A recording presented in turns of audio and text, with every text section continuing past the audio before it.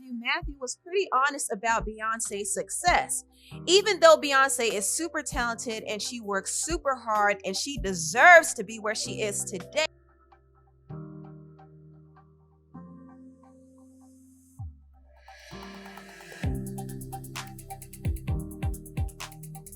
Welcome to an all-new edition of Viral. I'm your host, as always, Kitty Dix here. Glad you're here. Join in the conversation using the hashtag Viral as we talk about colorism in media. Man, colorism has been a subject of conversation as late as Matthew Knowles says his daughter Beyonce wouldn't be a success as she is due to her skin color. Let's take a look how all this came about. Watch this.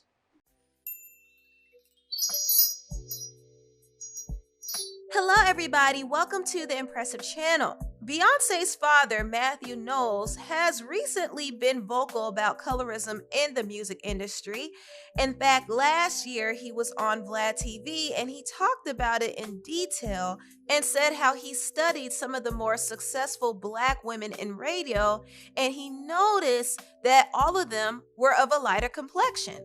Go back 15 years and from a colorism perspective, show me at pop radio the number of Black women that were of high complexion and the number of Black women that were of dark complexion that got airplay. Black women that have been successful with airplay were all of light complexion.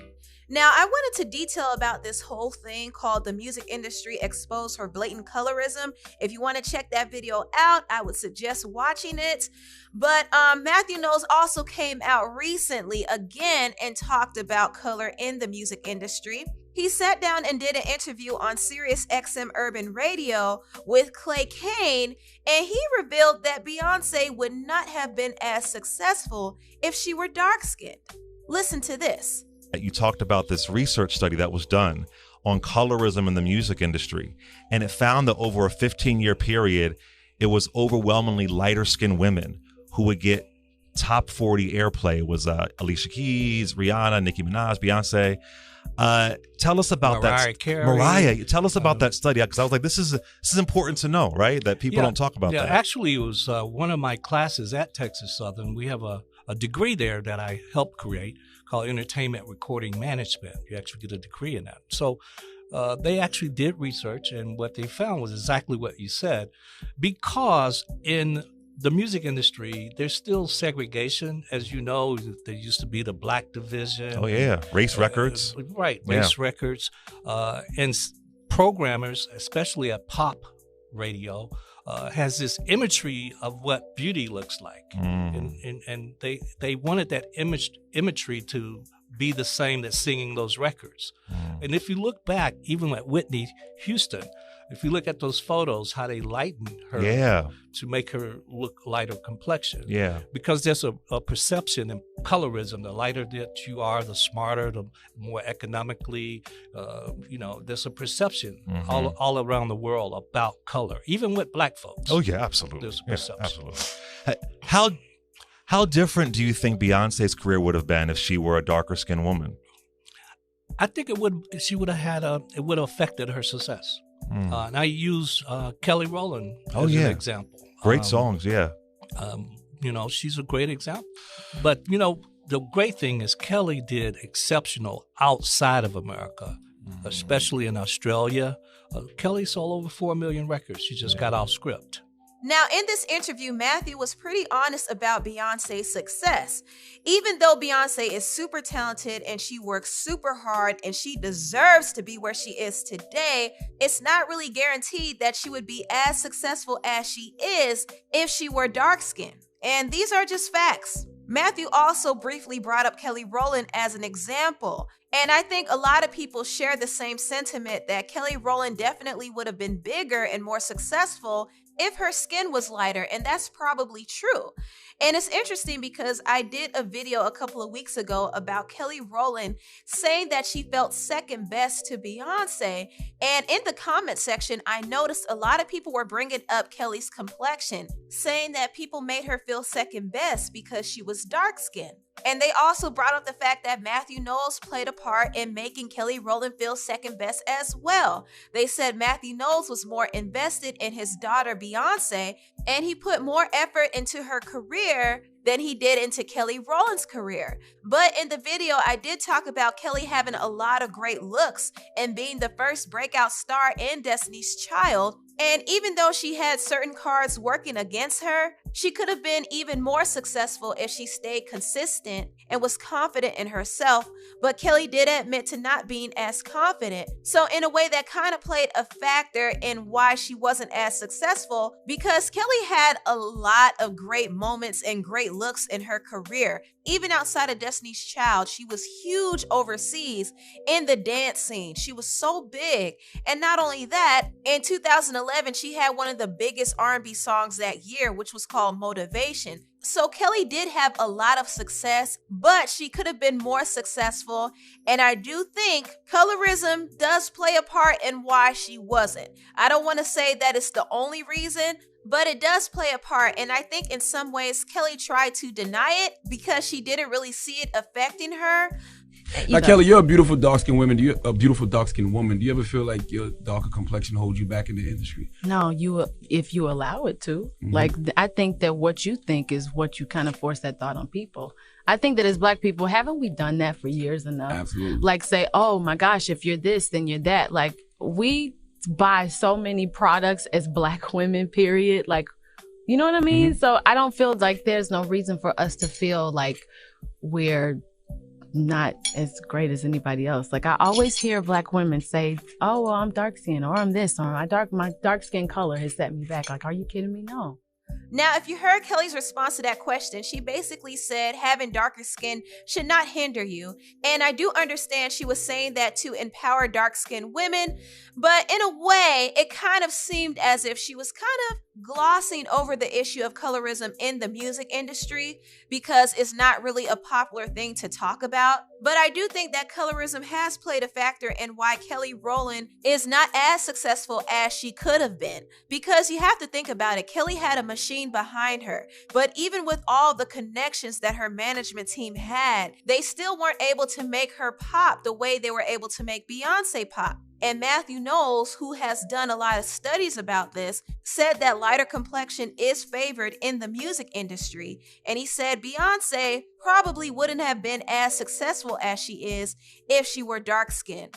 It's possible that she would have been just as underrated as Kelly Rowland. She wouldn't have been able to break through on pop radio if she didn't have a lighter hue. But anyway, tell me what you all think about this whole video down below. I'm sure some of y'all have some different opinions, and I would like to hear it. Anyway, thank you so much for watching. Please like, comment, and subscribe, and share this video if you care. Thank you, and I'll see you next time. Bye.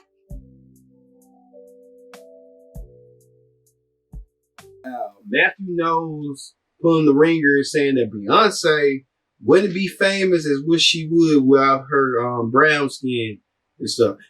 I think it just, Beyonce has talent, and if you got the talent, you just got the talent. I don't think color got nothing to do with it, but if he thinks so, hey, to each his own. Everyone can agree to disagree. Colorism does play a part in today's world with racism and stuff, but that's how it is. But we can one by one change it and make it a less effective move to do something about it. But Matthew Knowles saying that ignorant comment was super ignorant. All right, people are talking as Wendy City Live joined in the conversation, asking this question. We all know Beyonce Knowles' father, Matthew Knowles. He's no stranger to saying things in the news, and he was recently on a radio interview, and he was being asked about race and colorism in today, and he was saying Beyonce's success is partly due to the fact that she's light-skinned. And if she were darker, her success would not be as big as it is. And he went on to say, even take old Destiny's Child, her bandmate, I guess you could say, Kelly Rowland, for an example. Kelly had great success in Australia, but not as much here in the U.S. Maze, you're up. Yeah, but I had to put my hand. It would be really odd if I was the first one to speak on this. As the resident expert on this situation, I'm going to say that he's right. I am going to say that while we like to downplay colorism, I do believe that the closer to white that you get, it accrues you certain benefits or certain ideas. People's value of beauty really starts kind of at white people and then goes backwards. Right. And even for Black people who have throughout history had it kind of programmed. Think about how many times it took for us to see someone on TV. Val, it's part of the reason that you are so loved by the brothers, because we we very rarely get to see our image, and you're light skinned. So imagine I am not light skinned. No. Light skinned. Yeah. Light skinned people always talk about some. I'm not light skinned. No. I'm not light skinned. I am actually brown, like a caramel. No, but you're lighter than me. No, I'm not high yellow. You are not high yellow. But I'm not light skinned. But you are light skinned. You're light skinned. Here's the funny thing about race. Honestly, white people always want to be darker. Like I sit in the makeup chair every day. Right until the police pull up. Good point. True. Good point. When I sit in the makeup chair, I literally sit down every day, and I'm pale, because we don't get any sun. And I say, "Give me the Greco," and then back it off a couple. Man, he's more than a light-skinned brother, Greco. Yeah, he's Sicilian. It's a Sicilian. He's got the dark skin. I always say, he opens his refrigerator at 1 a.m. and he gets tan just by grabbing a glass of water. Yeah. No, but I think Maze is right, though. I think there's a degree. I think you get to a certain color, and then it's like a line that you cross. Right. And then it's like people start to look at you differently. You start to becoming intimidating. And never in my life as a 5'9", as a 5'9" guy, would I ever think of myself as intimidating. But you'd be surprised how many people lock their doors and I'm going to tell you, there is definitely a difference. Yeah. Even in our community, though, because there's colorism within the Black community. So you have a lot of dark-skinned Black folks who don't like light-skinned Black folks because they think light-skinned Black folks are all of that because of how society accepts light-skinned Black folks, to Maze's point. And now that I'm... In families, too, because you can have, in a Black family, you can have the rainbow. For example, you say I'm light-skinned. I'm not light-skinned. My mother and my sister are very light. My sister's lighter than my mother. My sister's light white. And here I come, I'm more on the brown side, browner. But did you notice favoritism growing up because of the different shades within your family? No. But I will tell this quick story. And this is about our beloved dear old Mother Dear. And I love Mother Dear. I didn't take this any kind of way, but when my mother brought me, my sister and I are 12 years apart, and we have different dads. So when my mother brought me home from the hospital, Mother Dear was in California. I was born in in Chicago. So she flew from Chicago to LA. And the first thing Mother Dear said when she saw me, she said, "Oh, she's brown." Mother Dear was like, "Oh, she's brown." She said it in a negative way? Yeah. She was, I hate to say that, but she was shocked. She was like, because, my sister's light, my mother's light, everybody else is light, and here comes this brown baby. What are we going to do with her? This is what we going to do with her. Right. But, the one thing I will say on a more serious note is Beyonce, The Rock, Jennifer Lopez. If you look at all of they're some of the biggest stars in the world, and they're universally considered beautiful by so many different races. And I think that's sort of what Beyonce's dad's trying to say, but he doesn't realize that that's sort of offensive to some people, don't you think? Who is it offensive to?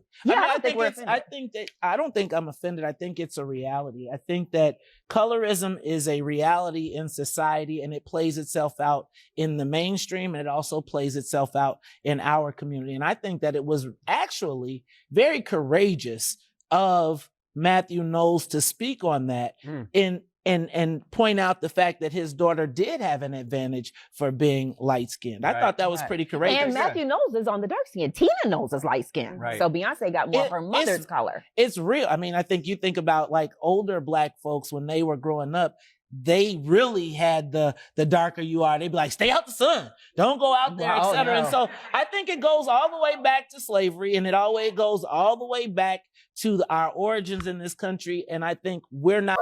That, right there, when you see a lot of people asking that question, hey, about Beyonce, you know, that does not equate to what's going on. So Beyonce, with everything with Beyonce going through, she's not worried about colorism. She's just doing her thing, being Beyonce, stuff like that. So, you know, we ask you at home, what you think about colorism? Does colorism play a part in the workplace? Does it play a part in everything that you do, everything that you say, you know, everything that encompasses the world and stuff? And how can we make a change to that?